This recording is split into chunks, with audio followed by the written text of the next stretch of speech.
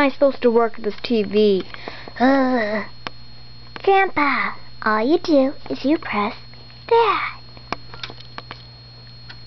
Oh, and then you have to enter this, and this, and this, and finally you get into the menu, and you turn that on. Perfect.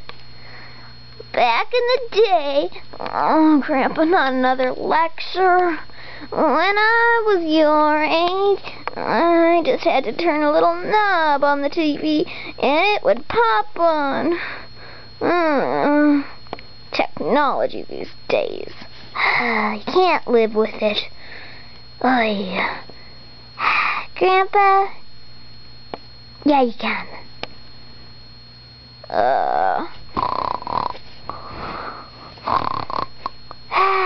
Well, my grandpa doesn't listen well. Well, see you next week. Bye.